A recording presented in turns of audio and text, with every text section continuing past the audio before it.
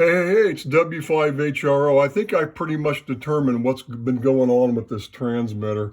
Um, if you remember, I have two plate transformers, one for the RF side and one for the modulator side. So one for RF and one for AF. Two separate plate transformers.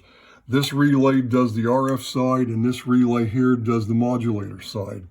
Okay, and they both of these transformers go into matching 5 to 30 Henry swinging chokes. So I have great regulation on these supplies. And even with the AC, the inrush current on these primaries, I'm probably not getting any DC voltage overshoot on the secondary, because normally you'll get a little bit of a current shoot, but you'll never see a voltage overshoot. And with the swinging chokes, that should really take care of the majority of that problem, the inrush at startup.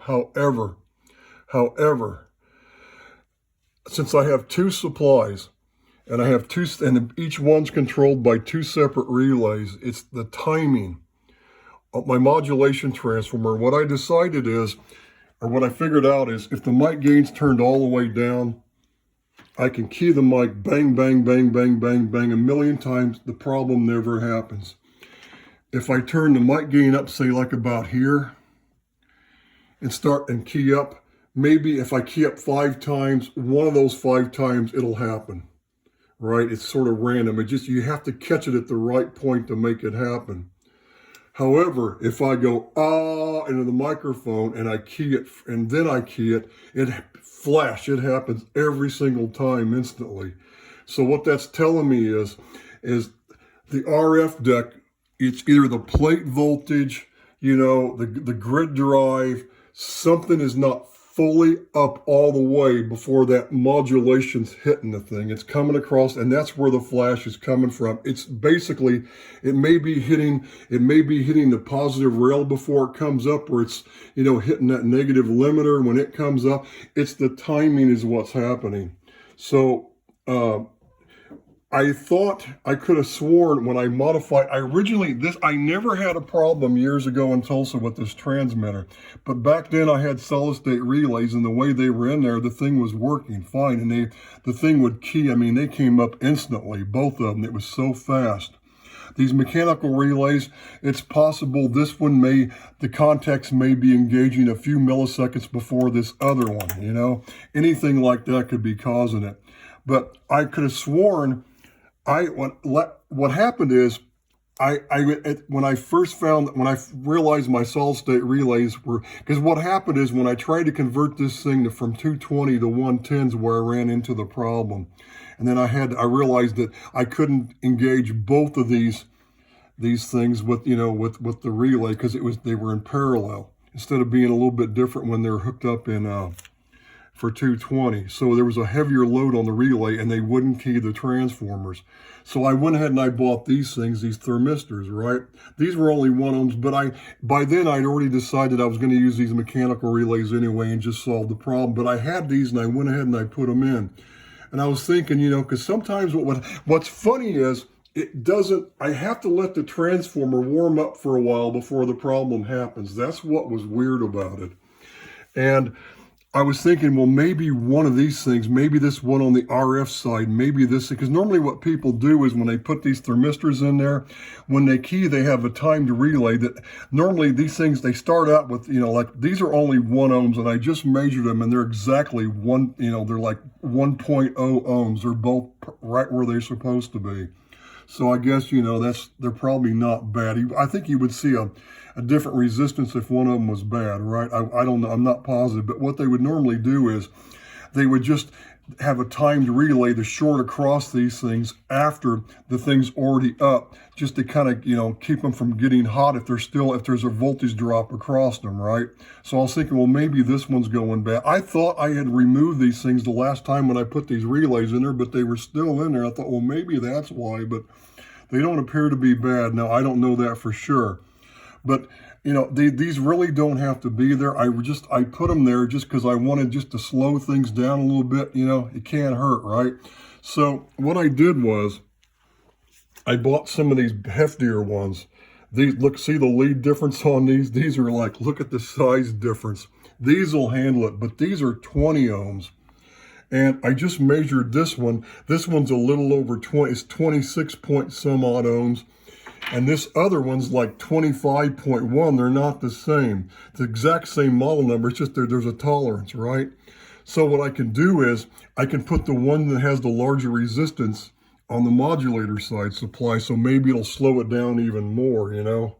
Who knows, it might make it come up quicker, I hope not. But I think with more resistance, it's probably gonna be a slower engage time. I thought, well, I could add those and see if that makes any difference. And what I can do is, I believe these are 24 volt relays. I have to look again because I can't remember what that voltage is on that supply. I think it's 24 volts. It may be 12 volts. I'm not sure. But what I can do is the one relay, the one lead, I could, you know, break that line and put a time controlled, you know, delay in error. I could probably like put a resistor and cap to grow. The only problem is when I unkey, it's probably gonna, you don't want it hanging in there. You want the RF one to come, you want the modulator one to come back off first too, or at least the same time, right? So that's the other thing I got to think about. But I just probably need to delay that one relay. These guys here might solve the problem. I don't know. I'm going to try them first. But what's going on is the other thing is that I'm looking at the timing on my relays. Because what I remember now is I didn't have the problem until the night I came in here and I added this relay. Then I was talking to some guy for a long time and we signed off. And then when I came back, there's some other guy that I called CQ about half an hour later, and about the second time I transmitted, boom, that's when it happened the very first time. Then I placed the fuse, everything was working fine the rest of the night. The next day, and then I got those other 810 tubes in, these real RCAs, and I put those in, and they seemed to be a little hotter, and it was happening like at random, like every other time I would key. But maybe what it is too, is maybe after these 810s are on long enough, after the filaments are on a long time, maybe the tubes, everything starts coming up even quicker. Because here's what I figured out. This is an old microphone, right? This is an old F stand that I painted the base, and I put this straight cord on it many years ago. And this is what I've been using. Well, when we first moved into this house, when I got this transmitter on the air, I was transmitting, and the audio lead, it kept becoming intermittent, and I would key up, and I would flick the switch, it would key up, but there was no modulation. I'd wiggle the switch and it'd come back. So I bypassed that one terminal and I soldered it on there so it's directly connected. So what that meant is when this transmitter's on and the mic gain was up, right like this, right? That means any audio in the shack is going through the driver tubes, and the audio is always on the grids of the 810. So when I go, and then I hit the switch, it's the way 810s and everything, it was already there, so it's going to come up so fast, and that's why I know that's what the problem is with this transmitter. So I just need to fix that. So what happened is, when it blows this one fuse, the problem is the modulator side was still on. So when I'd modulate, what I think is pretty much what was happening was, when I modulated, when I keyed up and did that, and then when it flashed like that, what would happen is, it flashed because it killed the plate supply of the RF side, but the modulator, power was still going across the modulation transformer to something that didn't have a load. It had the keep alive supply, and then the 1625, and I think that's what happened. I flashed it enough times to where when it went away, it was still putting audio power to the RF deck, and that's what flattened, that burnt that 1625 tube. I saw those charred places down at the bottom until it eventually shorted, and then I lost all modulation because it was modulating into a dead short. That's what was happening. So that's when that 1625 tube shorted. That's what happened. So I already, like I said, those modifications that I'm making to that 1625 that's almost done now, that was necessary now anyway. That'll solve that problem, because I just want that tube so I can adjust the thing. I can adjust the voltage on the control grid so I can bleed just enough current off the screen so I get it where everything's just right. It's going to be like a clamp, so that way the current can never, because right now when I set it at 30 milliamps and I get everything working, if I adjust the load, I can make this thing come up to almost 70 mils, and this tube can't handle more than about 60 max. So I'm gonna adjust this thing to where I bleed it off so where it never goes above 60 or maybe 55 or 50 or something. So when it modulates, it's modulating just, it comes up just below where that would actually limit the current would be limited to where it would, everything with the voltage would start dying on it and everything. Well, it's going to die because the voltage is going to come down to zero when you modulate anyway or close to it. But that's kind of what I found on this. It's the timing. I mean, there isn't really anything else it could be, because I've checked everything. Nothing else is wrong, and that's, everything adds up, you know.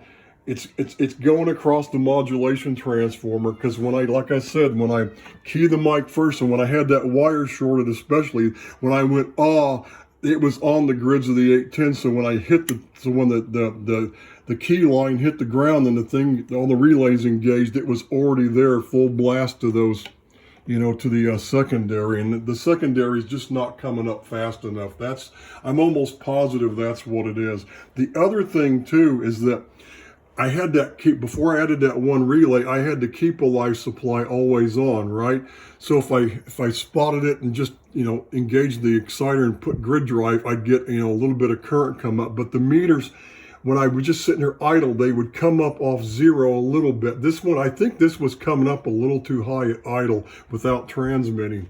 And it really, you know, there was no grid drive, but you could see it come up a little bit. And I think, you know, maybe having the voltage a little bit from the keep alive supply voltage on that anode and the screen, keeping it partially on all the time like that, maybe that sped up the RF deck enough to where it was coming up a lot faster, which is why the problem wasn't happening. That's the other possibility. So I'm going to start out and I'm going to add these guys in here, and I'm going to try to figure out a way that there's no way to key those relays with the function generator because they require too much current to snap to engage the coils.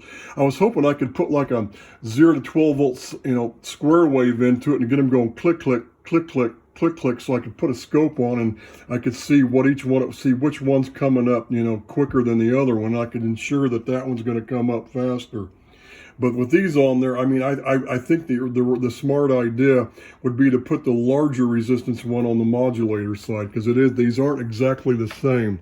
Like I said, 26 point something compared to 25. This one actually is a little more than an ohm larger than that one, which is actually good, because I think that alone right there might solve the problem. So it won't stop any overshoot. What it'll do is, by adding these, it'll make that DC on both supplies rise up a lot slower, and that's what it'll do. They'll come up much slower. So they're coming up too fast. Basically, you know, the DC's hitting this with the audio already coming through the 810s before this guy on the secondary side. There, can you see that now? I didn't have the camera in the right spot, and it's kind of dark in there, isn't it? Can I turn I guess I can't.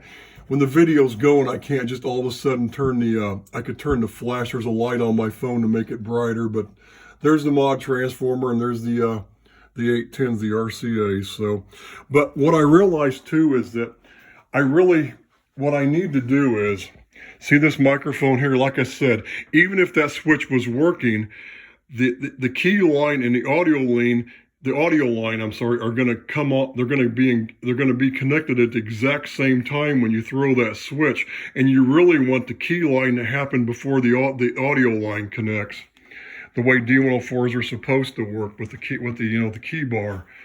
And I'm looking. I have a whole bunch of D104 parts. Here's another one down here. Here's all the ones that I have up there. And I found an old Silver Eagle part for parts down there, and I've got a lot. I got a lot of D104s, and then I have, what do I have here? I have like 3 of them still in the box. One of these is a brand new TUG9 that's never been used. I got 3 of them still in the box. So I have D104s, but I don't want to take the cords off though. So what I'm thinking is that I've got this one. This is the old G stand. Look at this.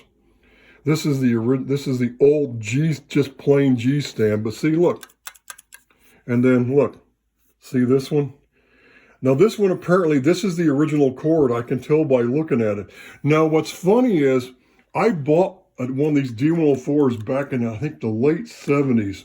There was a guy, he was a ham, but he also had a CB shop, and he used to work on stuff, and he had a brand new one of these things in a box that I bought from him years ago. But it's back when it had the flat gray cord on it. Remember those? They had the flat. I don't know if it was the G stand or if it was just the UG stand. But it was like the 3 or 4 wire, but it had that flat gray cord on it. And here's the thing, the paper, that's the microphone that I had, that the paperwork that came with it said that the D104 was 10 mega ohms. It didn't say we recommend 5 mega ohms. It said the impedance of the mic itself was 10 mega ohms. So I'm wondering, did that flat gray cord that used to be on these at one point, or the UGH, whatever you called it, maybe this is the earlier one, the G stand or the UG stand, whatever you want to call it. Because like I said, I believe the TUG8, the T-Min, it was the transistorized version. But I'm wondering, I cannot remember, because if you wire a balanced mic cable to this mic element all the way to the transmitter, you have a 10 mega ohm mic on the transmitter. If you use the coil cord like this one, this was straight, but it has, you can tell it only had one audio lead wrapped around the shield. So, and with this non-balanced mic cable, it's 5 mega ohms. So I'm wondering if that old gray cable, I can't remember, did it have 2 lines in parallel around that, inside that shield for a balanced connection? I can't remember. I don't think it did, but the paperwork said, years ago I disposed of that box and that paperwork, and this isn't the mic, this is another one I got from somewhere. But what I'm going to do is I'll just clean. I think what I'm going to do is it's going to have a new cord. So what I'm going to do is I'm going to take this apart. I'll probably go ahead and I'll take the sticker off and I'll spray paint this thing with the same, because years ago I used, what did I use on this? I used, that was just a Rust-Oleum dark gray, and I got a chip in it now. But this thing that paint was so indestructible. That chip happened during the move, probably 5 or 6 years ago. Something fell on it and I was so mad. This thing was perfect until that chip happened. But what I did with that one was I sprayed it with that Rust-Oleum paint. I let it dry part of the way. Then I stuck it in the oven around 250, 275 and let it sit there for about an hour, to where the paint got so soft that any kind of bubbles or blemishes in it kind of smoothed out. I took it out, let it dry. That paint dried hard and shiny like a rock. And if I hadn't dropped something on that, it wouldn't have had the chip on it. So I think what I'll do is I'll do the same thing to this one. And I'm just going to go ahead and I'm going to take this cord off of this one, and I'll just put it on this one. I'll just swap mics. I just don't like the looks of this stand, because it's kind of, the base is all scratched and beat up. I'd like to make it, I'll probably find the same color Rust-Oleum paint like this and I'll spray it or something. I probably won't make it dark gray. I did that years ago because it matched all my National HRO and NC183D receivers that I had it sitting in front of. That's why I chose that color. So anyway, but what I was going to say was, I probably worked on hundreds of these microphones in my day, because like I said, I started in ham radio, but I had that one non-amplified one that I had that said 10 mega ohms with that flat cable. I had that hooked up to my Tempo 1 back in the late 70s. I had a Tempo 1 transceiver. It was a silver-faced one with the light gray cabinet, That's what I had, and I had it hooked up to that. But I've worked on so many of these mics, especially because, everybody, like I said, I used to modify CBs for people too back in the day, because it was really lucrative, and every time somebody had a D104 that had a problem, or somebody needed one worked on, they say, send it to, and they'd send them to me, because I was the expert on these. Because what would happen is you'd get a lot of guys, they'd hook these mics up to their radios, and a lot of the CBs, you have to have the mic plugged in for the receive to be working, right? It breaks the audio, or it disconnects, so you don't hear anything out of the speaker or anything. So the mic has to be plugged in. And what would happen is, a lot of them, even from the factory in the late, especially in the late 70s, they started getting kind of shitty, and you could pull these things apart and you could see you could push it, and the audio line would make contact before the key line would. So what you'd have to do is I'd have to go in there and take this thing apart, and I just take a little pair of pliers and I just bend the contacts at the bottom where the screws go through, and I'd get them bent to where when you hit the button, the key line happens, and then the audio line happens, makes contact after, and that's what you had to do. And that was a problem with a lot of these mics. So that's how I'm going to fix this problem. I'm going to take this one apart. I'm going to make sure the key line connects before the audio. That way, when I key up, then I know the audio's not there right away before the key line happens. So that'll probably help too. So I'm going to swap this out, and that'll fix that problem. So then I can just put that head on this one. This head's probably good, but it's an older one, and I have never tested this one. I don't know how good that one is. This one, it's only shifted. See, this sticker, it's one of the later model ones before they quit making them. That one's just a hair bit off 3 kcs. That's where the peak is. This one is right dead smack. This is my best one. That one's right at 3 kcs. But I got a lot of these older ones that I just need to test all of them, because I'm sure a couple of them are still fine. So anyway, but I'll put this head on this mic because I don't trust this one. And then I'll just get this one all fixed up with this straight black cord on it for now. So hopefully that'll solve that problem. But anyway, I've worked, like I said, D104. I mean, I'm the guy that if you want to know about these mics, there could be somebody that knows more about these mics than I do, but I've worked on hundreds of these things. I mean, literally hundreds of them, over the past 40, 50 years. And I'm not kidding. I have. Literally, I've worked on hundreds of these mics. So I know this microphone inside and out. So you can even see, look, it's even got look how old that sticker is on this. This is a really old one. Look at that. That's one of the old early labels. That's how old that mic is. So anyway, so I guess that's it. I'm going to plug away today, and I'm going to wire up these heftier thermistors and see what that does. Those things alone, because they're so big, that could solve the problem right there. But like I said, what most people do is well, not everybody. If they're big enough, you don't have to. But I guess what I could do is I could key up and I could put an AC voltmeter across the leads and see how much of a voltage drop is left after they key. And then just touch them to see if they're hot or not, and check it that way. But the problem is, not a problem. What I could do is I could use I could just use one relay to key both transformers, and just have this one in series with this one transformer, and have both of them in there, and just have the bigger thermistor on the other side, and then use this one to short across the I wouldn't work. I'd only be able to put them on one side because it's only one relay. I need two relays to go across both of these if they're if they're on separate transformers. And I'd have to have them both in series going to both transformers at once, and I'm not doing that. So anyway, but that would be the problem. I wouldn't have enough. I'd need another relay, and that one relay, I could make it work, but I wouldn't. I want to keep this other relay separate on this other plate transformer, because I want it to be able to delay the turn on time of that if I have to. But I'm going to try these guys first and see what happens, and see if the problem goes away. If it flashes again, then I know what it is, but I do need to rewire this so that when that one fuse blows, it kills this other side automatically too.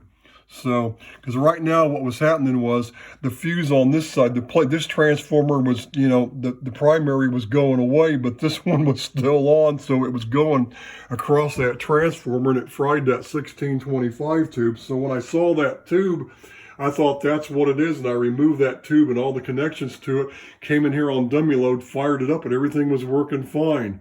So like I said, it only did it after it got warm a little bit, but that could be because of like I said, numerous reasons. It could be because the 810s get hotter and they're going to come up even quicker by then, or it could be anything like that. So there's a lot of possibilities, but that's what the problem is. It's just a sudden inrush because that transformer, the modulation transformer is getting hit with both plate supplies somewhere around the same time, and it's probably, the RF deck probably isn't up all the way before it's coming across the transformer. And I'm almost positive that's what it is. I'm not 100%, but I'm 99.8% sure. Let's put it that way. There's nothing else really in here it could be. I don't know what else it could be. But I need to check the timing of these two relays too, just to verify it. And then I wish there was a way. I mean, there's a way I could do it, but I'd have to unhook a lot of stuff. I could run 5 volts on all these terminals, and these guys here, you know, this one here. And the other thing is too, is I need to look at is this TR switch.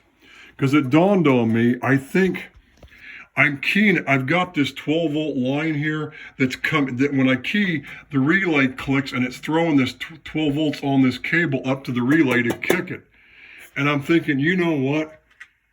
I'm having to wait for 2 relays to come up. This one has to come up, and then this one has to switch. There's 2 relays in here, but they both switch at the same time. So it's like, you know, 1, 2. So there's going to be a delay before my coax gets switched to the antenna on this transmitter. The other stuff's happening first. So that's something I didn't think about. And I think what I'm going to do is I'm going to fix it where the 12 volts is always on here, and I'm just going to ground the relay here instead with my ground line for PTT, and that way I only have to wait for the 1 relays to switch so they're in this box. So that's something I didn't think about. And this one too, this keep-alive supply disconnect, when you're not transmitting, that's an AC relay, and that could be coming up slow. I'm wondering if my it could also be my keep-alive supply is not getting there fast enough. That relay's clicking last, and maybe the voltages are already here and the signal's already on that coming across that transformer before the keep-alive supply's connected, and it gets going down too far. Maybe not hitting the positive rail, maybe it's hitting the negative one. That could be it too. Like I said, there's 2 or 3 possibilities of the reason why it's causing it, but it's all being caused because this is coming across too fast, and I just need to determine why. I mean, if this one's coming up slower, I'd have to slow the plate supply relays from engaging. But like I said, maybe these big, what are these? Ampatherm? What's the brand on these? Amptherm is what they are. Something like that. I got these from DigiKey, so Amptherm. I think that's the brand. Yeah, Amptherm. So anyway, but that's what they are. So I'm going to try those first here today, and I'll try it and see if that does anything. And then if it's still doing it, then I'm going to go in here and I'm going to start playing around with all the timing and try to figure it out. So that's all for now. My God, this is almost a half-an-hour video, isn't it? Sorry about that, but you can see I'm working on it. And like I said, I've pretty much determined, I know that's what it is. I'm not 100%, but I'm 99.8% sure. And that's pretty almost definite, wouldn't you think? So we'll see what happens, but I'm almost positive I can correct this pretty easy. 73s for now, and I'll make another video once I get this corrected.